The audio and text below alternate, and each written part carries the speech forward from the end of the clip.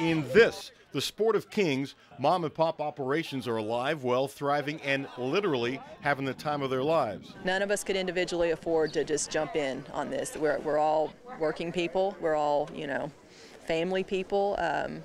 So this was a way for everybody to get their own little piece of a racehorse. I think it's the most optimistic, positive group of people I've ever been around. A small insurance settlement from another horse, Noble's Asset, helps three spend $10,000 to buy Noble's Promise.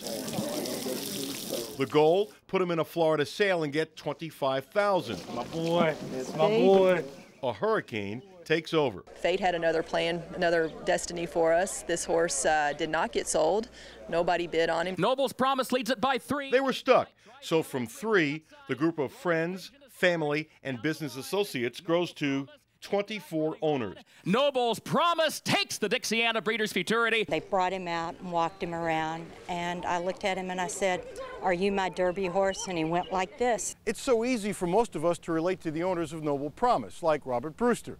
His knees hurt, so he gives up golf. And then he takes the money that he used to spend in golf and he buys part of a horse. And then before he knows it, he has Noble's Promise. And that's all he dreams about. I wake up every morning thinking about this horse. I go to bed thinking about this horse, and I have dreams about this horse. I mean, he's 24/7 on my mind. It's just faith, and he has an angel on his shoulder. I believe that with all my heart. When Noble's Promise is working, you can spot his owners all over. He's number 2 on the Derby money list and has won over $800,000. For us, it's really not about the money. It's not about if he's the next Derby winner. It's about the enjoyment he's bringing us. And like I said, everything he's done has been a bonus. It's seeing him just train like this. I tell you, we get a lot out of this. We love that animal, and we love Kenny and the connections here. So if I write you a check for $3 million, can I buy the horse? No. 5? No. 10? No. 15? Well, we'd have to run about a partnership. We'd probably have to talk a little bit. They've even told trainer Kenny McPeek not to tell him about the offers they might receive from all over the world. He's just playing fast. And now, here comes Tejano Run. McPeek has come a long way. In 1995, he tried to shock the world with Tejano Run, who he bought for $20,000 and finished second in the Derby. What's the difference in you as a trainer now versus when you had Tejano Run? I had hair back then. McPeek, who loves to have fun, is really enjoying the ride.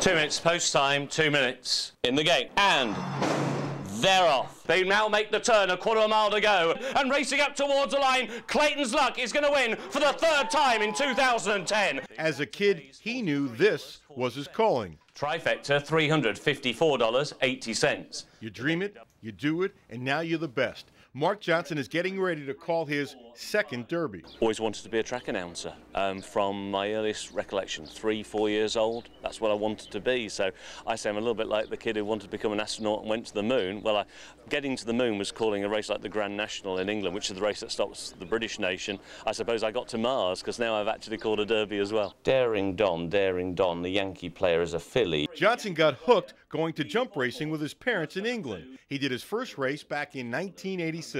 When Johnson sent a tape, he was one of 30. At that time, he didn't think he was 1,000,000 to 1. Then it got down to the final 5. And at that point, he was, in his mind, 100 to 1 for all the obvious reasons. His accent. Scale of 1 to 10, was that a 10? 11. In the highlights of your life, it ranks up how high?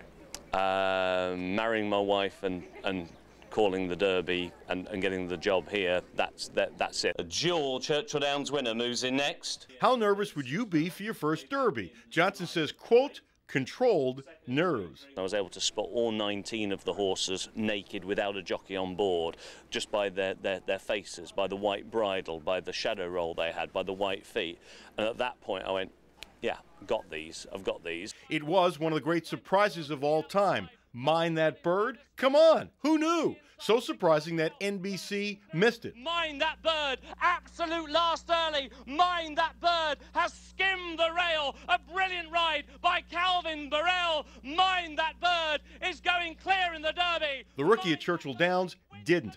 But for a brief moment, Johnson said to himself, am I really seeing Mind That Bird? I had a little bit of one of those Tom and Jerry moments where you remember the cartoon where sometimes Jerry would have an angel on one shoulder and a devil on the other shoulder, and I had one shoulder was going, you know it's Mind That Bird, say it, and the other one's going, no, you know it's not, and if you get this wrong you're on the next plane back to Britain. And it was a case of mind over matter. I know it's Mind That Bird, I've got to say it. And Churchill Downs hopes he's saying it for a long time. Race number 3 is a race run on the Matt Wynn turf course. Race 2, Clayton's Low. Returning now to the winner's circle.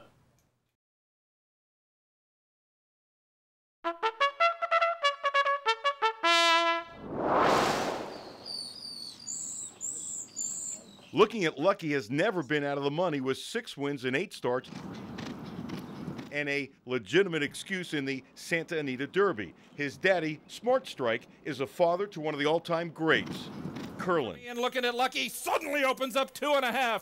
Noble's Promise in the program, battle for second. Looking at Lucky, Noble's Promise, looking at Lucky. No one questions the big Derby question, that Looking at Lucky can get the distance. He's a very well-bred horse. He's by Smart Strike, has the pedigree, and he's a champion, and he loves to win. That's a strong way of putting it. Loves to win, which also describes Baffert. Why are you smarter because you've won this 3 times? I like to let people think that I'm smarter, but I just come here and, you know, it's all gut feeling. We train off of instinct. Baffert can be a bit sarcastic. Baffert can be sort of a wise guy. And then he starts talking about the Derby, and you can really feel the love. It's just the greatest experience of a lifetime. It's priceless. You expect Baffert to make it to the Derby every year.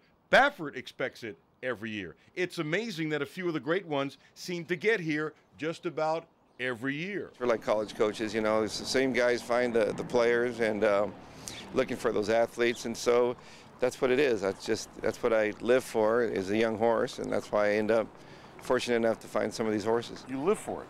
I live for it. You love it that much. I breathe it, I live for it 7 days a week.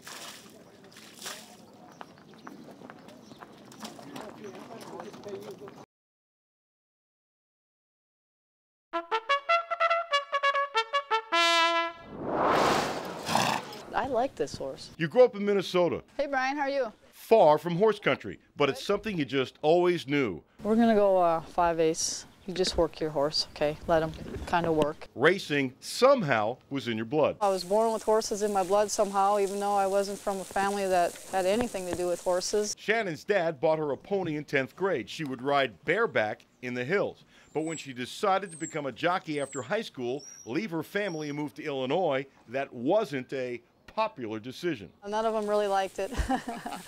They thought I was crazy, but yeah, now they're all very supportive. No surprise, Shannon's goal was to make it on the first Saturday of May, but not as a trainer, as a jockey. She was moving up the ranks, and then she realized she would never make it this far because she's a lady. Winning a jockey's title in the early 90s didn't help her career take off. Shannon doesn't want to be critical, and after only 5 years as a trainer, she's in the Derby. But the other side of Shannon is she hopes that someday, in her lifetime, women will have an equal opportunity at everything. That includes the opportunity to become a great jockey. It's its own world, so it's got its, you know, how it is and whatnot. And yeah, the girls kind of, you know, it depends where you go. The girls can do good at certain tracks, but, you know, like I did really well at Portland Meadows. I was leading rider there. And, but when you try to get to the big time, it's a little more difficult. And Endorsement is the new kid on the block. Endorsement coming right away. This is a mighty win in the Sunland Derby. An Endorsement for Windstar Farms by 3 lengths to Conveyance. Endorsement went from a long shot to legitimate contender in the Sunland Derby. He's unbelievable. I tell you, I was really, every time I work him, he feels better and better, just stronger.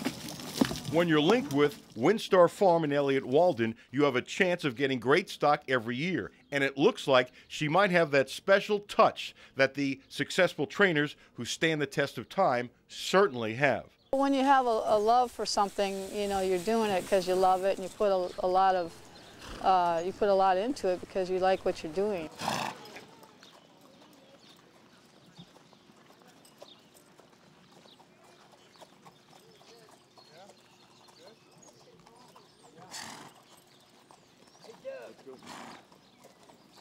You ain't gonna see Steve in the next day or two, are you?